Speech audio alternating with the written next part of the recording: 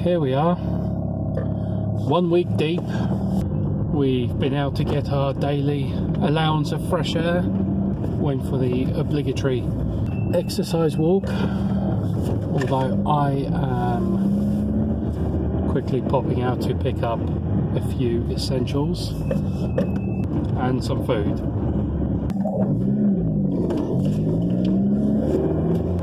Today marks the day that I finally, like many other people, have gotten through to speak to the local job centre or Job Centre Plus or whatever they call themselves about universal credit, and just being able to get some sort of funding to pay for rent, utility bills, etc.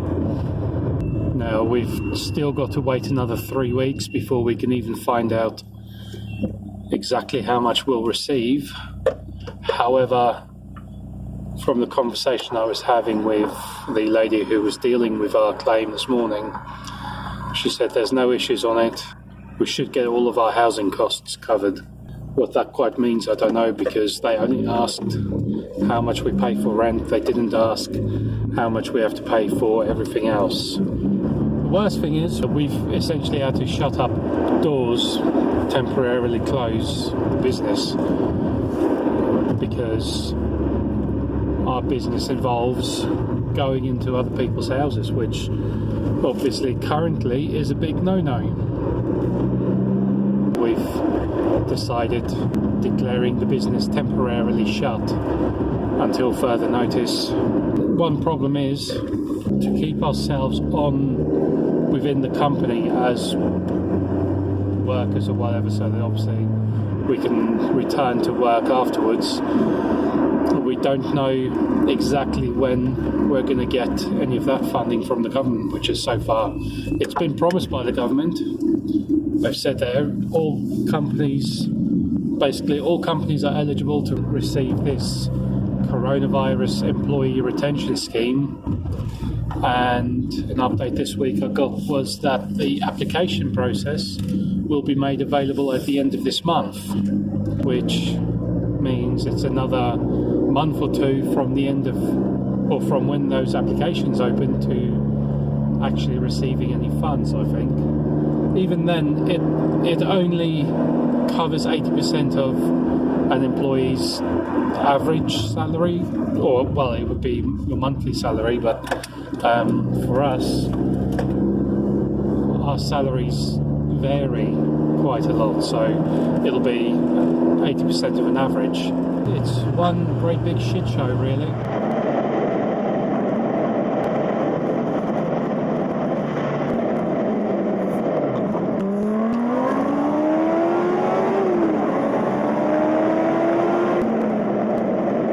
Here we are once again. Despite the severe lack of traffic, you still get the odd idiot. Speed limit down here is 60 miles an hour.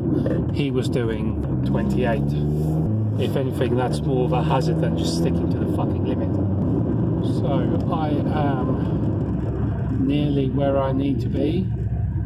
It's taken me all of 9 minutes to do a journey that usually takes about 20 or 25.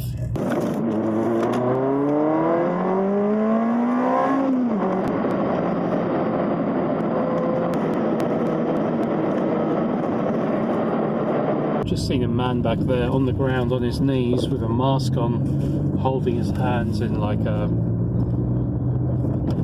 prayer formation, although I couldn't quite tell if he was holding something and trying to study it or if he was just genuinely praying. It is what it is.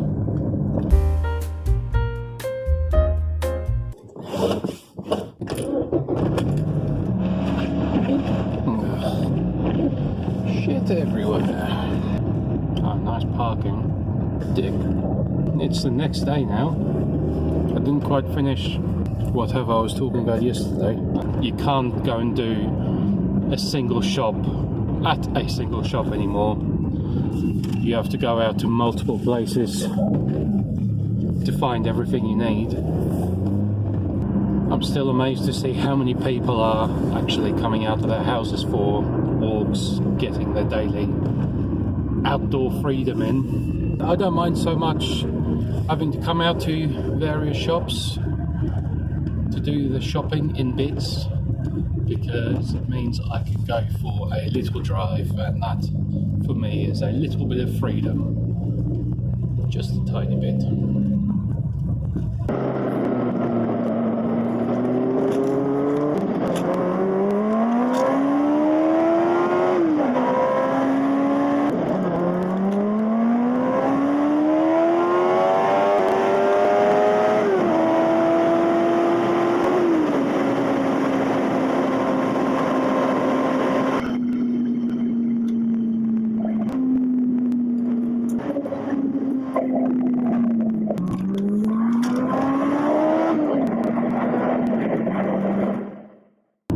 So yeah, it's awfully noisy in here at the moment because I've got a piece of perspex for a window in my driver door, because a couple of weeks before this whole lockdown started, someone decided to throw a rock through said window.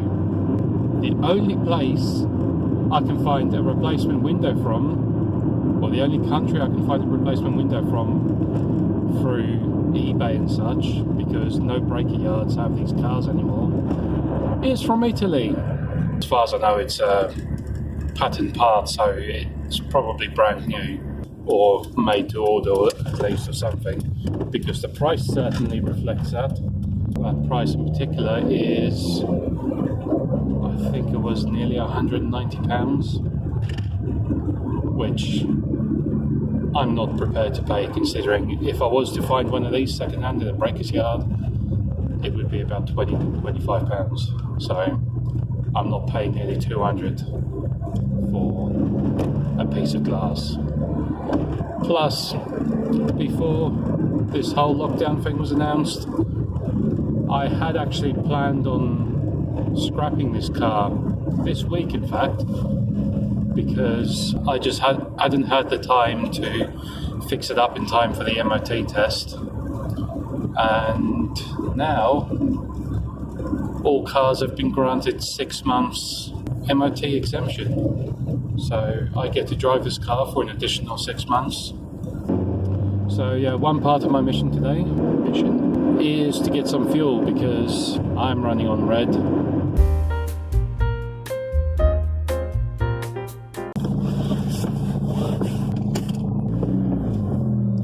Well, that's a bit overkill. At least I've got some fuel. Some people have the IQ of slightly zero, it seems. So even the shop at the petrol station are operating a one-in, one-out system, and the twat who's in there before me decides to spend 5 minutes having a chat to the lady at the till, completely oblivious to the fact that there's a queue of about 7 people waiting to just pay for fuel and get the fuck out. Good day to you, sir. I said good day!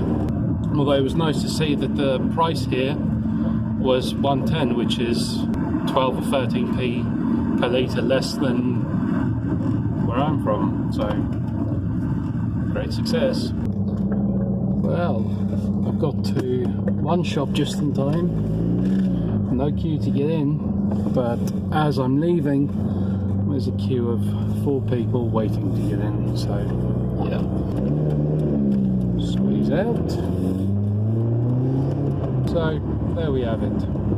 We are 1 week and 1 day into the lockdown. Everything is far from normal, and like I said, people are going for walks that you normally wouldn't see out of their house unless it's to walk to a pub. Time to get back home now, and we'll see what the rest of the day brings.